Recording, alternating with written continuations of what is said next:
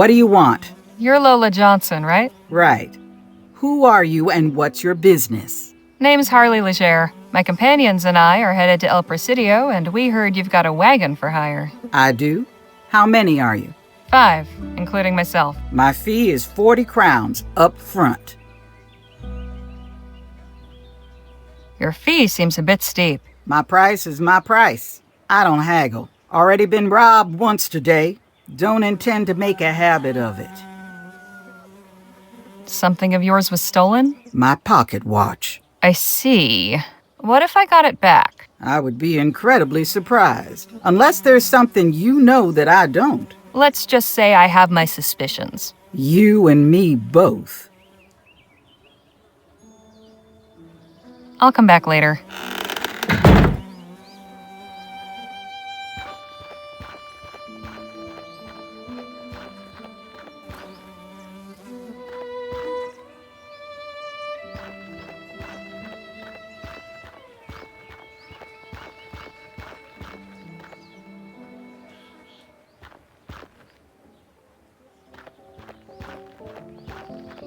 You just keep turning up like a bad copper, don't you?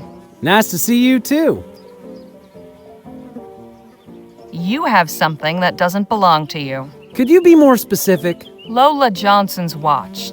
I want it back. No can do. You swiped that watch for me fair and square.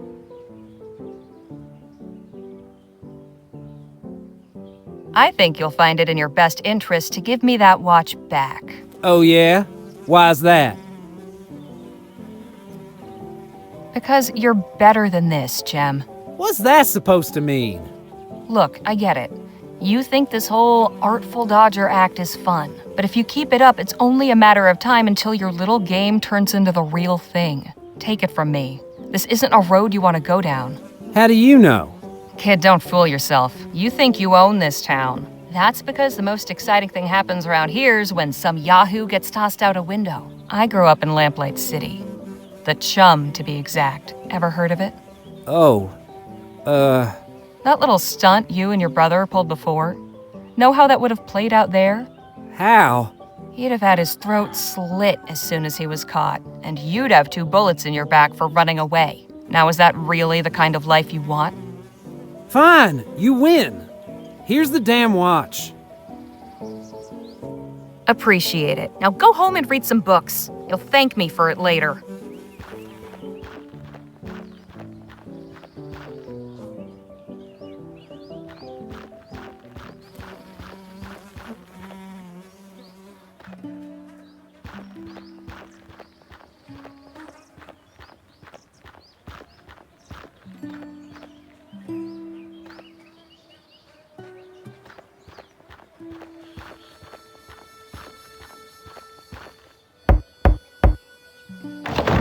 Here, I believe this belongs to you. I'll be damned. Where did you find it? Jem had it. I might have known. Little bastard. Well, one good turn deserves another. I'll knock 10 crowns off my fee. Here's your fee. Good. Get your posse together and meet me outside town at sundown. We'll head out then.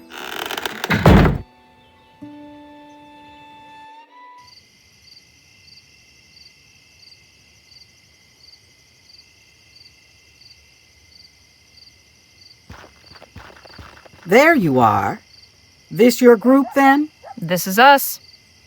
All right, folks, listen here. I'm Lola Johnson.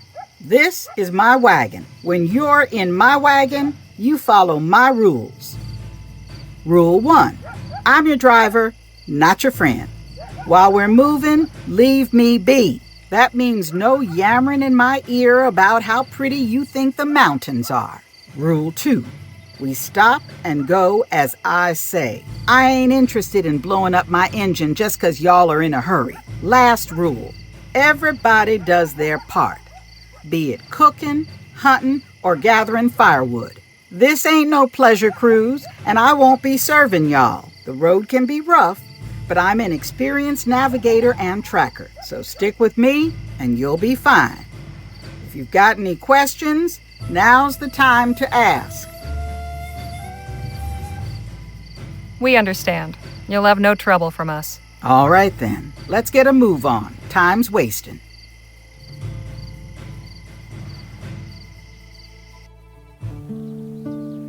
We are off, with the first faint tendrils of dawn at our backs. We head west for El Presidio on the trail of the elusive Dr. Clark.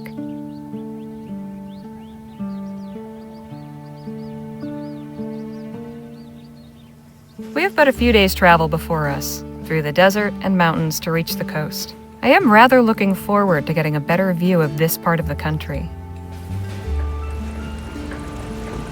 And should the scenery lack for diversion, I suppose I'll have recourse in the fellowship of my new traveling companions. Now that we've assembled in this unlikely venture, perhaps it's time we got to better know one another.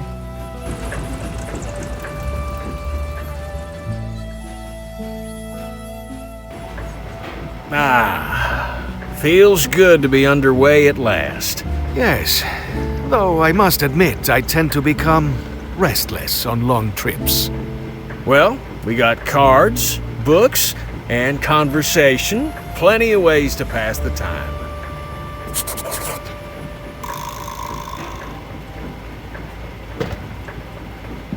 Phil? Señorita? Will this be your first time visiting El Presidio? It will. I have heard many tales of this so-called Mouth of the West. I am curious to find out which ones are true. You're very polite, Phil, but please, call me Harley. What is wrong with Señorita? It's not my name. Ah, but it is a sign of respect. I would never dream of addressing a new Spanish lady by her given name. Well, things are different here. As I am learning.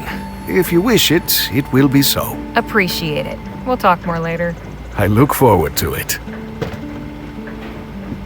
Hey, Nadine. Hello, Harley. Ever visited El Presidio before? I've never been beyond this valley. You'll be all right. We've got a good group, and we'll look out for you. Thank you. I appreciate your kind words. So how'd you become a healer? Did you go to school? No. I mean, I attended the missionary school for a few years as a child, but not to learn medicine. I was taught by Dr. Sedgwick, Rosewater's physician. I worked as his apprentice for nearly a decade. He was a wonderful guardian and mentor. I am grateful for all his care. You said Doc Sedgwick was your guardian? What about your parents? I never knew my mother. She died soon after I was born. My father worked for Dr. Sedgwick, which is how I came to his household. He took me in when my father died from an infected wound. I'm so sorry. How old were you? I don't remember exactly, but I couldn't have been more than 5. Did that have anything to do with you choosing to learn medicine? I suppose so. Yes. If I can save somebody's loved one, grant them extra time to cherish together, well, there's no better way to help people, is there? When did you return to the Otham? I went to them in April of last year, but it wasn't a return. They took me in. People were leaving town, and there was less need for me at the clinic. It was Dr. Sedgwick who encouraged me to find my own path. The Otham were kind to accept me as a guest, but truthfully, I'm glad for this opportunity to travel with you and the others. You said the Otham took you in. They aren't your people? No. I don't know who my people are. My father never told Dr. Sedgwick, and I have no memories of him talking about it. I think my parents came from somewhere to the east, but I'm not even sure of that. Have you ever tried tracking down where you came from? No, I've considered it, but it's complicated. Perhaps someday. Hey, I see something up ahead, by the side of the road. Looks like some kind of castle? Wagon's slowing down. Guess it caught Lola's eye, too. Let's have a look.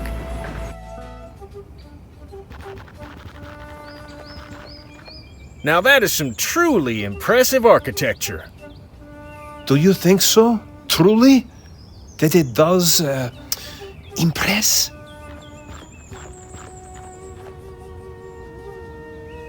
Is this your work? I am indeed visionary, architect, and soul laborer. My name is Villius Circus. What you see before you is a monument to love. How do you mean?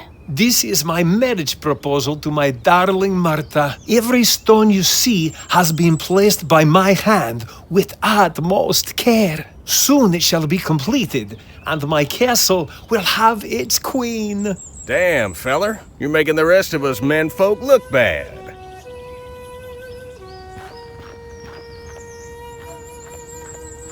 I'm going into town to pick up a few things. I'll see y'all back on the wagon. I'll come with you.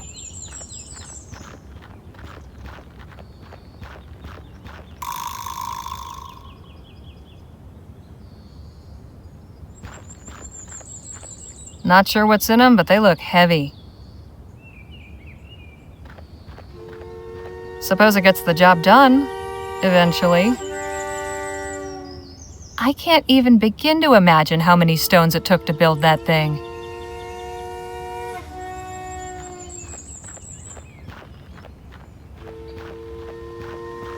This fellow's been busy, no doubt about that. Pardon me, Mr. Circus? Yes, ma'am?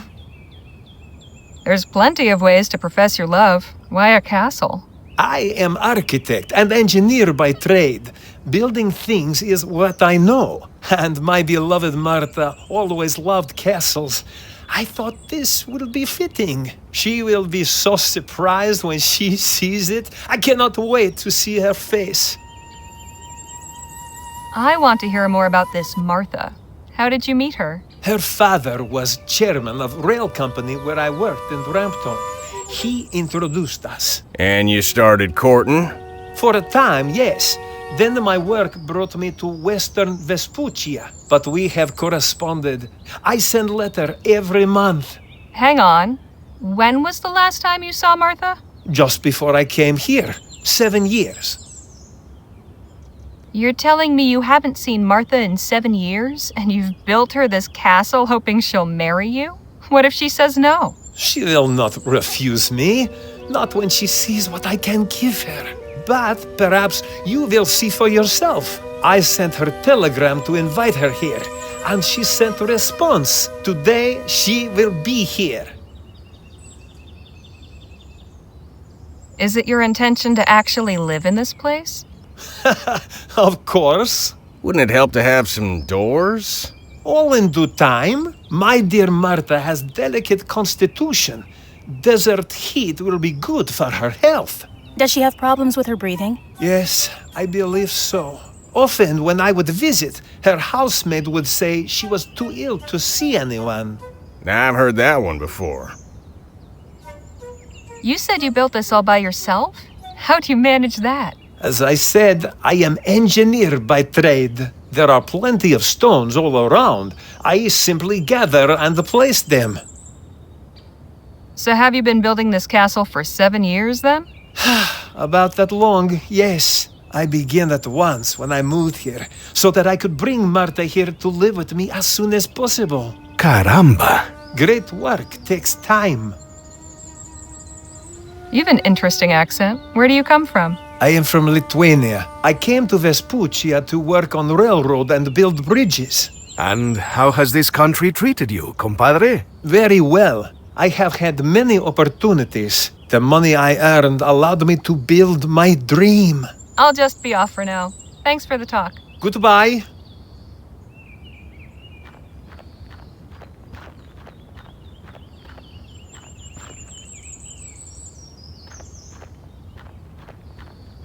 Harley, does it seem to you that something is not quite right about Mr. Circa's story? I had that thought, yes. I have a suspicion that the lady over there might have some clarification to offer.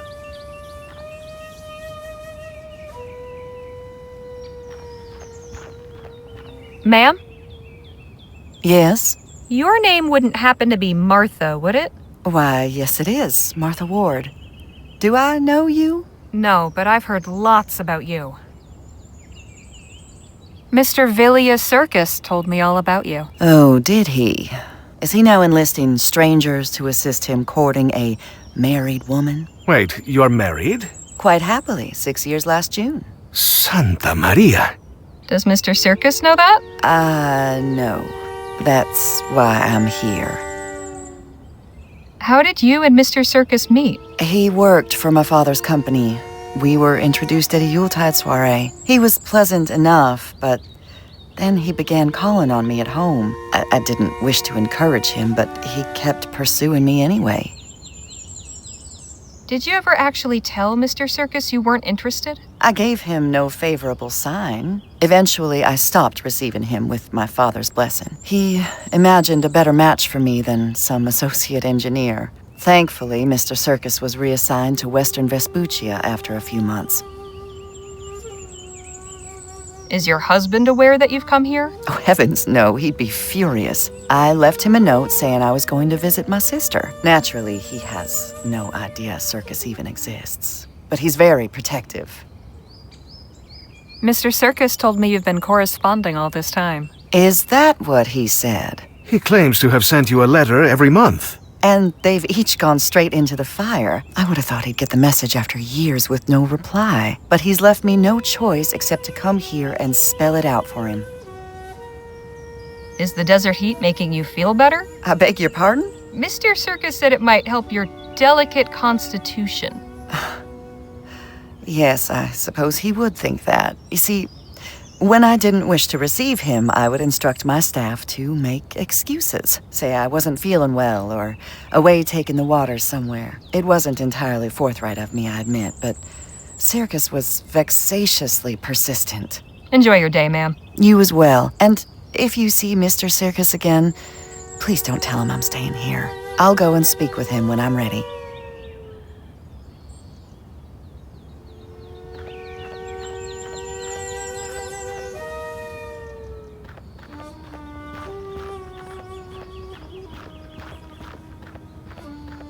Pardon me, Mr. Circus? Yes, ma'am? Mr. Circus, there's something you should know about Martha. What? What is it? Well, it turns out she's married. Has been for 6 years. What? How do you know this? Did you meet her? Yes. She said she would come speak to you when she was ready. Ah, this explains everything. When I did not hear from her, I blamed this country's ineffectual postal service. But clearly this brute has kept her from writing, or even hidden my letters from her. No, you don't understand. Oh, I understand. I understand very well. She would not have agreed to come if she did not want to escape unhappy marriage. Ah, right. I'll just be off for now. Thanks for the talk. Goodbye. You know, I can't help but remember the time I made a grand declaration of love. Wasn't quite this elaborate, but it came close. I'll bet. You spare no expense when it comes to pageantry. Certain things that need saying deserve to be said in a big way. Leastways, that's my thinking.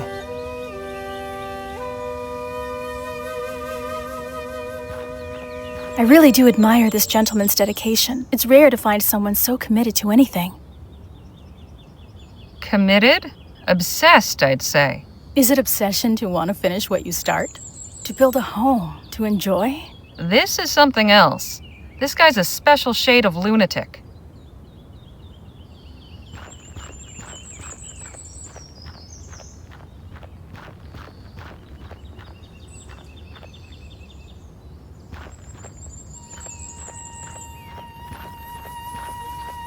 Ma'am? Yes? Mr. Circus seems convinced you're going to leave your husband for him. And I'm sure Mr. Circus also believes pigs can fly. How will you deal with him? He clearly won't take no for an answer. I'll find a way. I'll just... Martha! Bronson, what are you doing here? I'd ask you the same.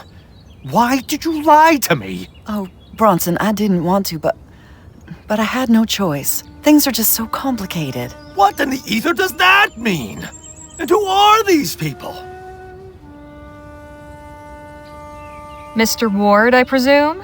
The only thing that should concern you is that there's a crazy man looking to marry your wife. What are you talking about? Please, Bronson, I can explain everything. Damn fine idea.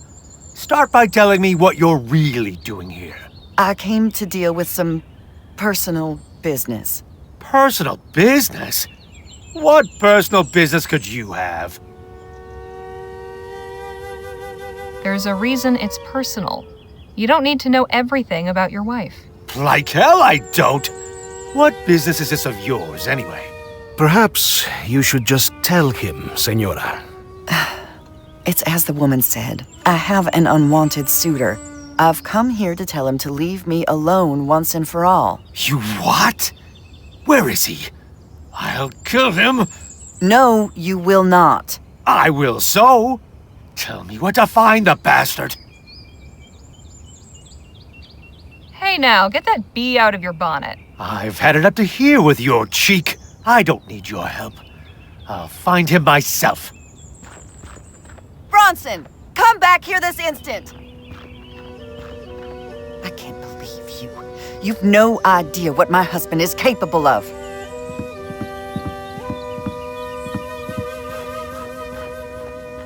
I do not think that went very well.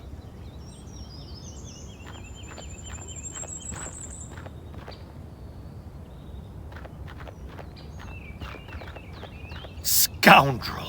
Ruffian! I'll teach you to lust after another man's wife! Ah, so you are the swine keeping Martha prisoner. Why, you foreign bastard! Whoa, easy, feller. Bronson, have you gone mad? You have until the count of 10 to get out of my sight, and out of our lives forever. Otherwise,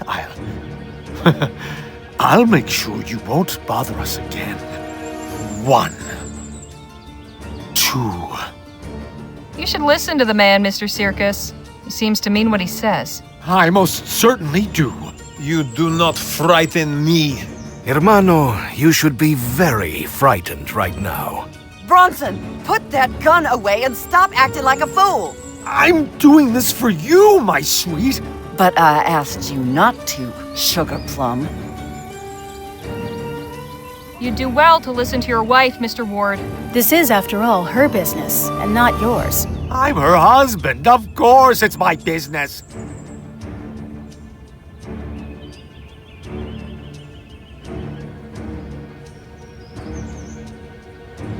Mr. Circus, I think it's very clear that this isn't going your way. Just let her go. She's not worth your life. Very well. Please, sir, I will not trouble you again. Do I have your word? You will stay away from my wife and disappear from our lives for good? You have my word. Very good. Come, Martha. Let's get out of this cesspit. A moment, please. I will be right behind you. I'm terribly sorry it all had to turn out this way, Vilius. Why did you not tell me you no longer desired my affections? I didn't know how. Martha, I am here now. Tell me what you feel. I feel nothing for you. I never did. I don't know why I never said anything. I think I was afraid of your reaction. But I hoped you would take my silence as a clear indication of my disinterest. I cannot believe what I am hearing. I spent 7 years building this castle for you. All my money, everything I own was spent to fund the construction. And now, this.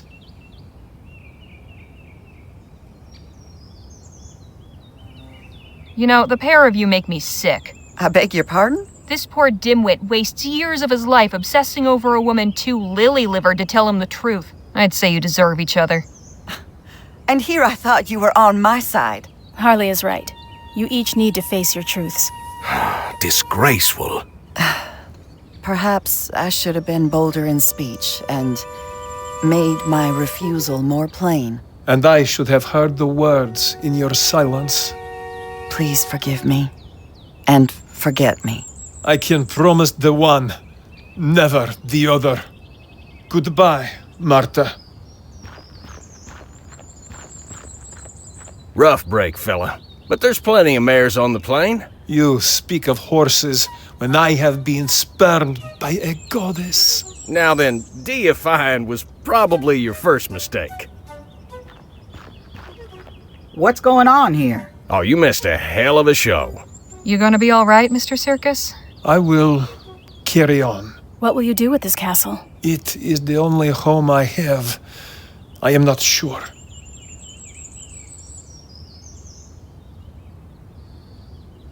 Why not take the opportunity to do some good? You could use this place to shelter the needy. Even make it an orphanage. A place for the abandoned and bereft? Why not? It is that already. We done here? I believe so. Good.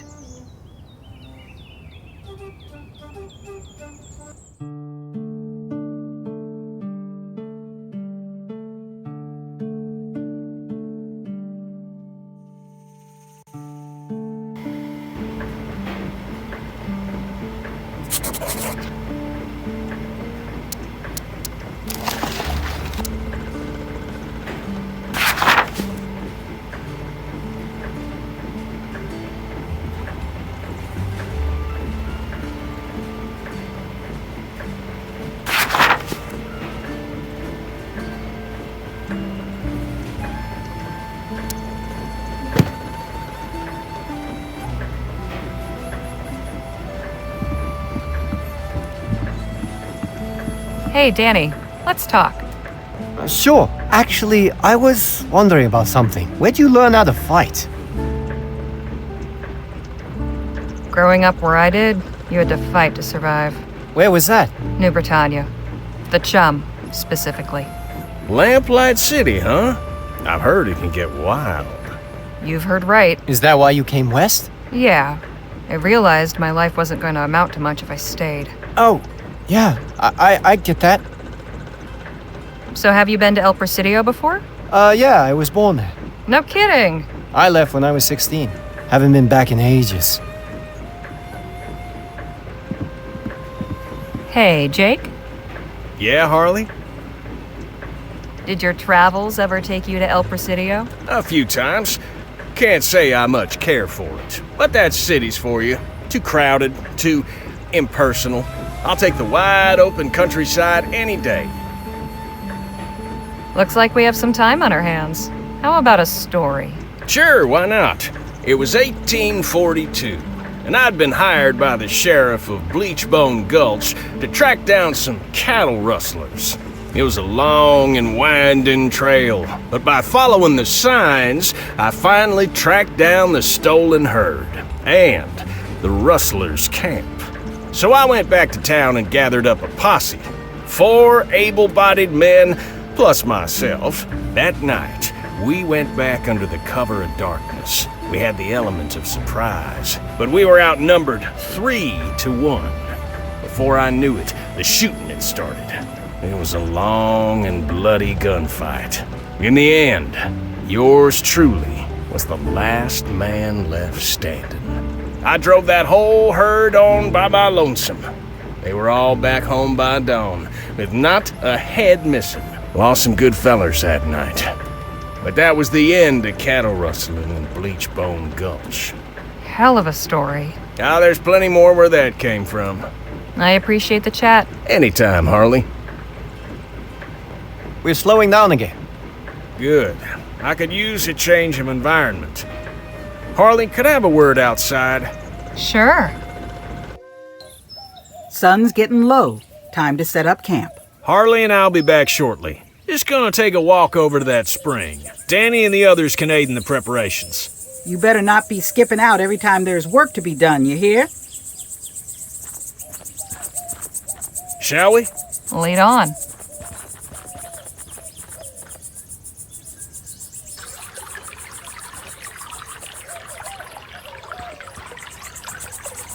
Would you look at that spring? I ain't seen water that clear since that time I went swimming with the Prime Minister's rambunctious niece. So, you wanted to talk to me about something? I did. I can tell you've got a cogitating mind, always assessing the situation, finding the risks and opportunities. Now that we've got a real posse assembled, I'm keen to hear your thoughts on our little venture. Everything seem hunky-dory so far, in your estimation? Yes, I think so. It's an odd bunch, all right, but all capable in their own way. If a treasure's out there to be found, I think this gang can do it. Delighted to hear it. You let me know if that changes, all right? You got it. Right, well, we should be heading back. Else Miss Johnson will... Oh, hey there. Howdy, friend. Welcome, welcome. Name's Aubrey Trout, but you're not here about me. I reckon you're here for the spring water. Something special about it? Something special about it? This here's an etheric spring. Best kept secret in the great western desert. Etheric spring? Sure. Y'all know about ethericity, don't you? We're familiar. Well, this water's got the same properties, due to a confluence of etherically sensitive minerals deep in the earth, you see. This here's a hotbed. Taking a drink will cure whatever ails you and grant you the strength of 10 men. No kidding. I've heard lots of tall tales, kid. I'm sure you have, but this one's true. Let me show you. Observe.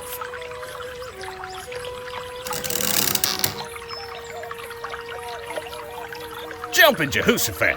Daily sips of this water have conferred upon me a practically superhuman strength. Now, tell me, how old you think I am? I imagine a spry young feller like yourself can't be more than 25? What if I told you I was 52? Then I'd say you're definitely lying. I swear on my mother's grave, if only she'd lived long enough to discover this place. And she'd still be right here with me. And looking so young and vital, you'd take the pair of us for brother and sister. Okay, look, I'll take a drink now. Watch me.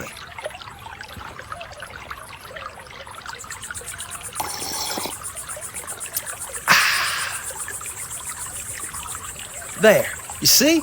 Tastes like springtime and sunlight. Now, if the water was no good, would I have done that? Reckon not. So go on, friends. Share in the wealth. Take a sip. If it does even half of what you say.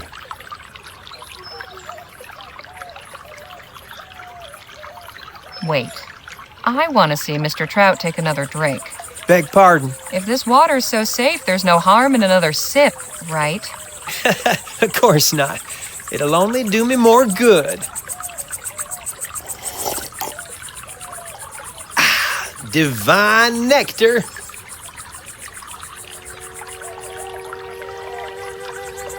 Not so fast. Something is off. I'm sure you won't mind if I have a look around, Mr. Trout. Be my guest.